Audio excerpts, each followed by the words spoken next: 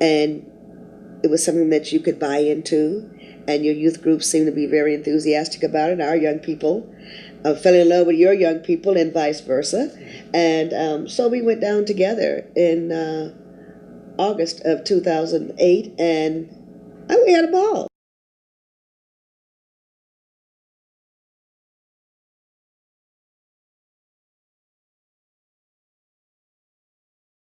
So we started flying at like 8 in the morning here, and we arrived at like 10 at night in Texas. Going back, thinking preparatory stages, one of the things I should add is that originally the trip was to just go right to Mississippi, do the service, and come home. Pastor Pat came to us and said, well, if I'm going to be in Mississippi, my hometown. Walnut Grove is where I was born and reared. It's a little 5 miles from the city of Carthage, Texas, and that's where I learned how to play the piano and how to sing. And I would love to go to that, and I would love to take you all as my guests.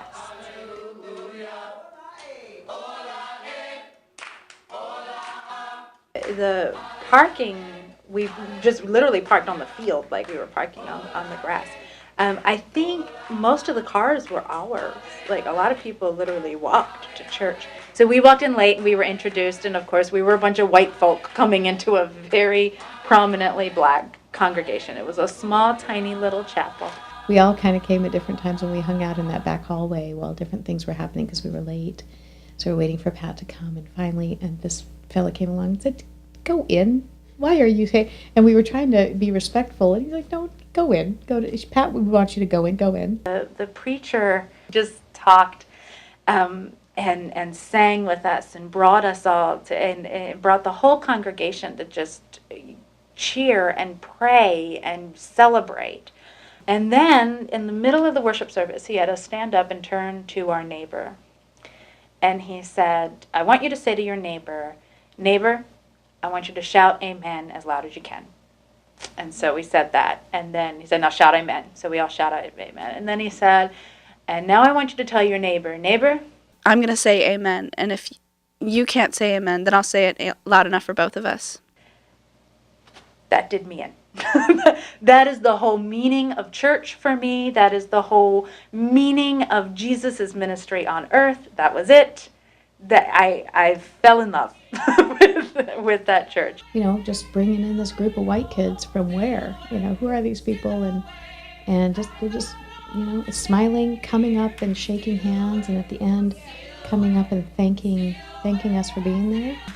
I have never been welcomed and greeted into a church more warmly or beautifully than that church. Blacks have always been receptive of white people coming in their churches. That's not a problem for black people. It was the opposite. Black people were not welcome in white churches, but and that talk about a segregated entity.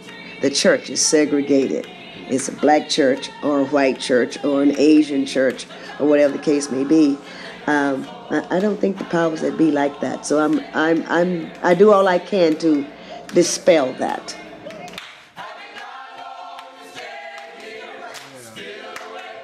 It's the church reunion.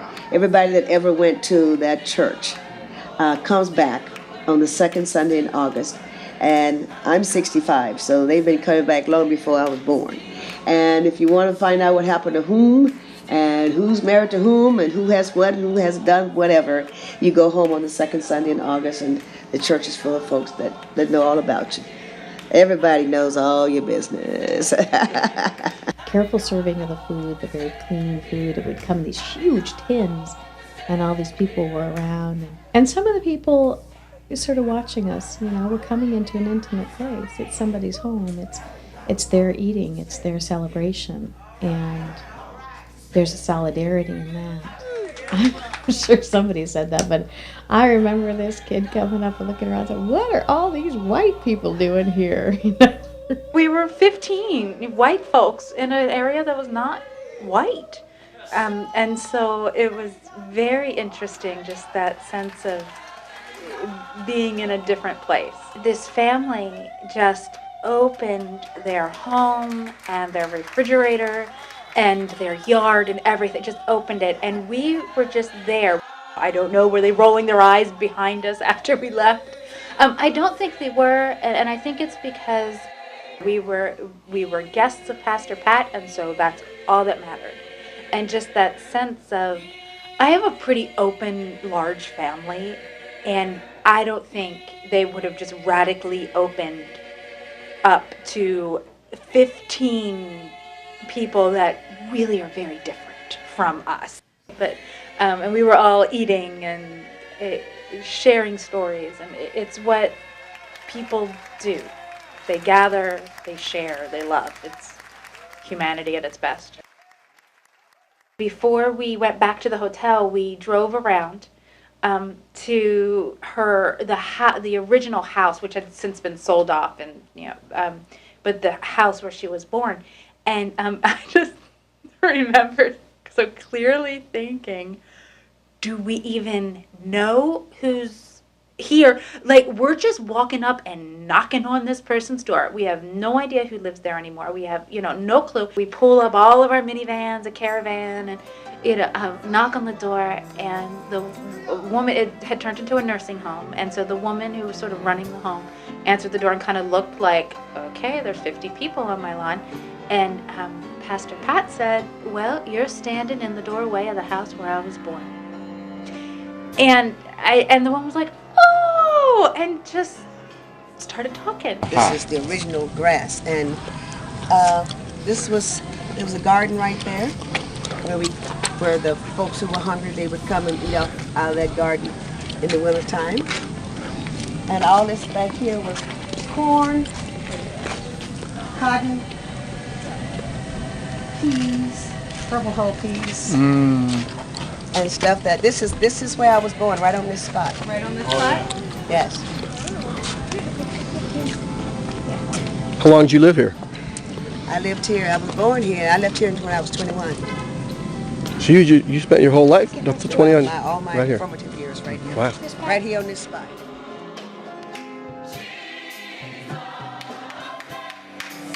We got to rest in the morning, which was very neat. And then we got a tour through Pastor Pat's hometown.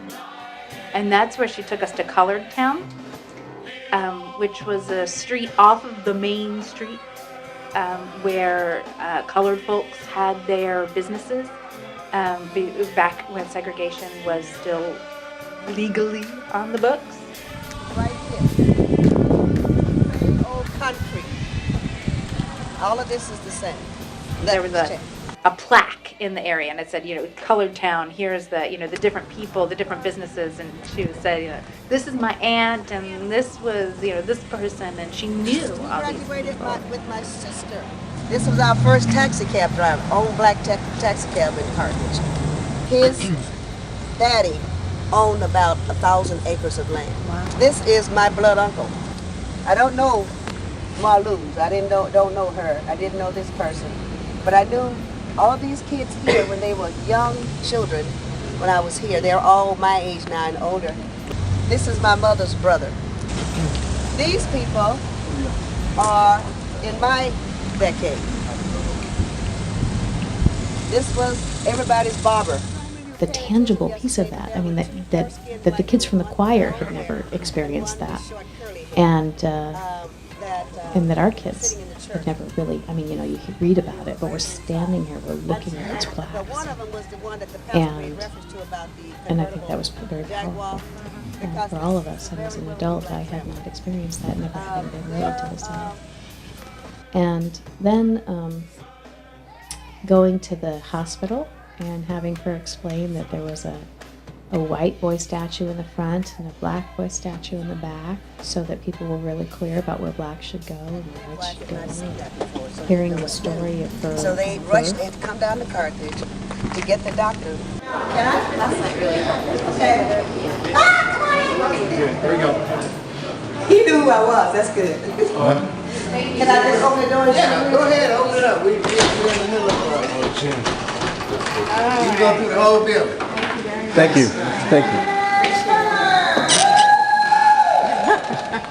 I've been here since 1961. We went to her old school, which had been turned into a community center.